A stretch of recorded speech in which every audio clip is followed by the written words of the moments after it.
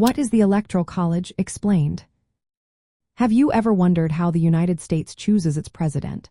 The process is not as straightforward as it seems.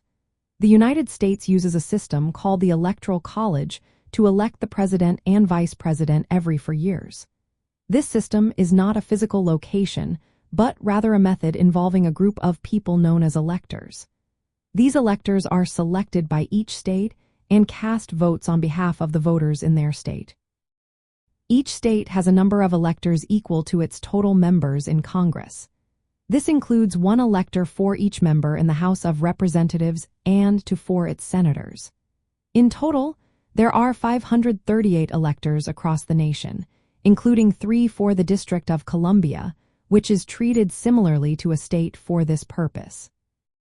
When citizens cast their votes in a presidential election, they are actually voting to choose their state's electors who are pledged to a specific candidate.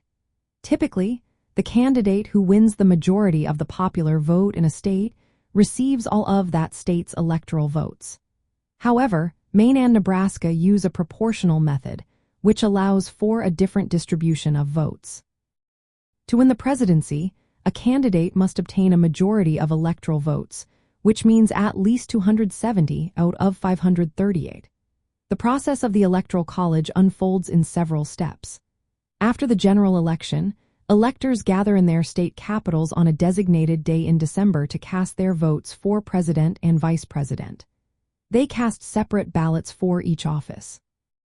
These votes are then sealed and sent to the President of the Senate, who opens and reads them before both houses of Congress in early January. If a candidate receives a majority of electoral votes, they are officially declared the president-elect.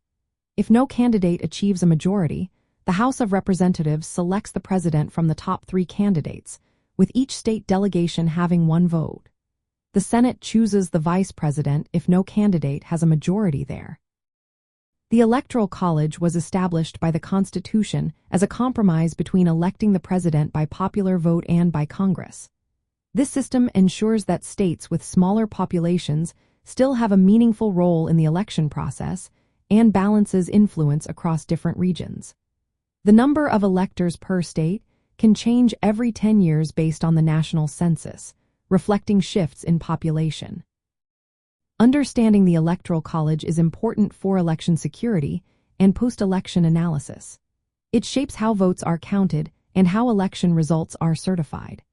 The system requires coordination among states to appoint electors, verify vote totals, and transmit official results to Congress.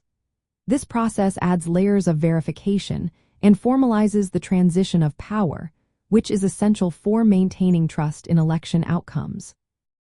In essence, the Electoral College translates the popular vote in each state into electoral votes, which ultimately determine the president.